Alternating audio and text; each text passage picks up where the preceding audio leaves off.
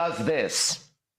And what do you do? Well, I've spent my life, a big part of it, battling suppression in my life, battling it, because that's what you do. It's a war for your mind. It's a war for your mind, and it's been, and it always will be, right? You must reserve, we went over that. Okay, now I want to show you something, because we're going to skip one. Remember, the book's only $10, right? And we're going to hear now a language unique to me from many, many years ago. This book is over 10 years old. And listen to how it sounds, the people that are now learning this tech right now. Here we go. Do not trust Lady Luck, even when she smiles at you. Do not be seduced by her charms and be lulled into sleep because she's granted you something that you desired, but you didn't earn yourself. What has come to you that you have not earned with your own energy and effort and creativity can and normally will be easily taken away from you. Enjoy her flirtations, Lady Luck. Enjoy her flirtations with you, and enjoy her occasional company when you get lucky. But never put your trust in her, because she is an unfaithful and betraying seductress. Those who do not put their future in her, in luck, will always be okay when she turns her back on them, and she will turn her back, right? And so what's happened is luck is when someone admits they don't know the law of cause and effect on that subject, right? So we can't predict it, right? And that's what luck is. But when luck happens, that means the numbers were perfect. It was caused by certain situations. That's what science is. To try to isolate the cause of what? Disease, that would be medicine, which would be a science of the body for healing. We're trying to find the cause of the apple falling and why we throw things up and they come back down. That's physics, the science of physics, okay? And so everywhere we look, mankind with his intelligence is trying to find the cause of things so that he could have better control over it, so that one day he doesn't have to sit in the jungle under a fucking tree talking to a bunch of people with no clothes on. He could be in Las Vegas in front of technology, and you could be in China listening right now. That's because intelligence was applied to try to figure out the laws of cause and effect. Now, growing up, nobody in our family found the laws of cause and effect when it came to husband and wife and how they should be. And I know that, and you know that, because all you got to do is just look one generation up above you. Not two, just one.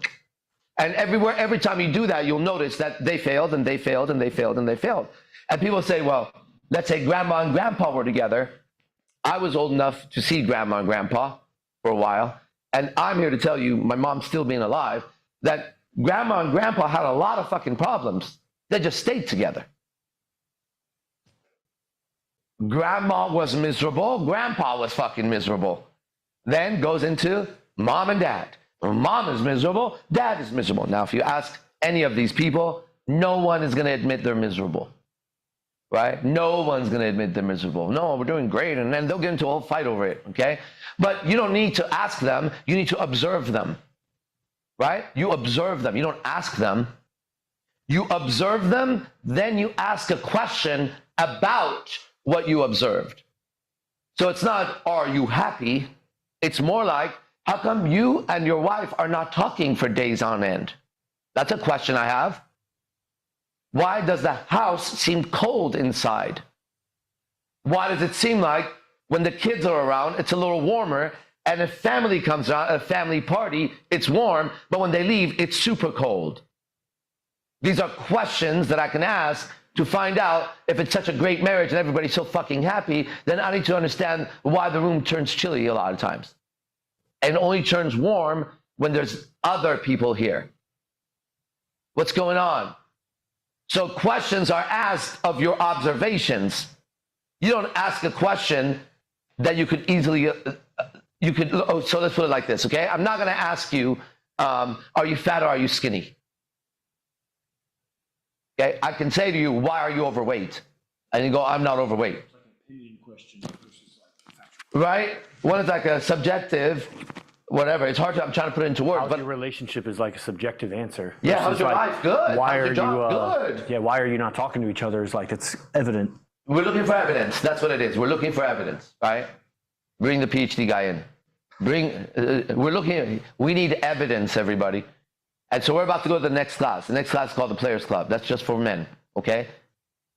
We have evidence on evidence on evidence of our own lives and other people's lives that the laws of cause and effect when it comes to man and woman and how they need to relate to each other to be happy in this lifetime, both of them, we have the cause and effect because we put it into action and it works.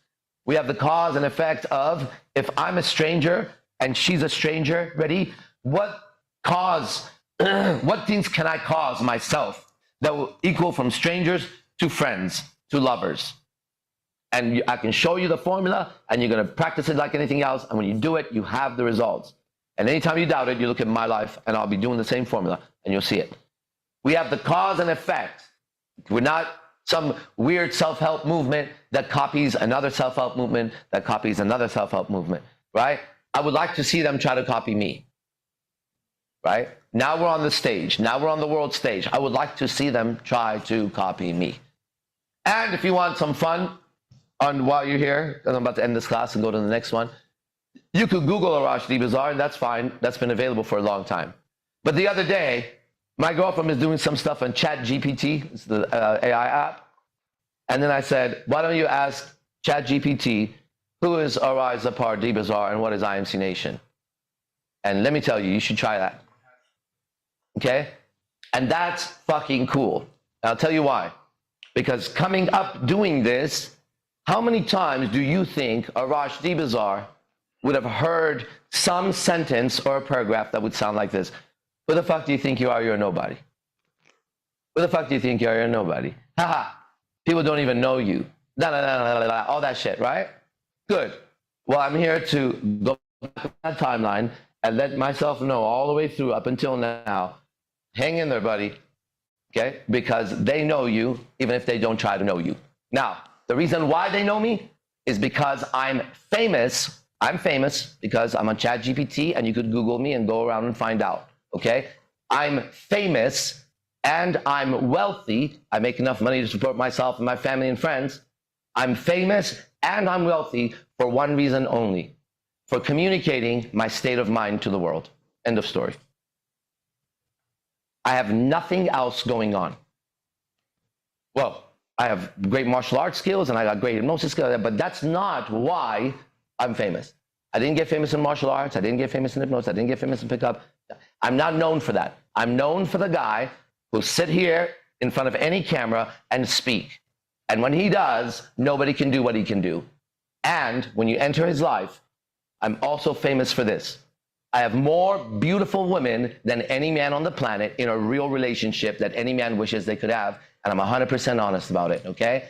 I'm famous for the two things that if I arrived as an alien on Earth and I found out mankind's experience, I wouldn't want to be famous for being a movie star or a basketball player or anything else. When I found out there was one book on one bookshelf, no other books on there, and the man was famous for his mind and his life, and he became a celebrity, and the product was, if you watch basketball, you may get fat or waste 4 hours of your life and get excited, possibly, or maybe get motivated to go outside and play basketball. But if you put 4 hours of AZD in, you will not be the same person at the end of it. That's the fucking difference.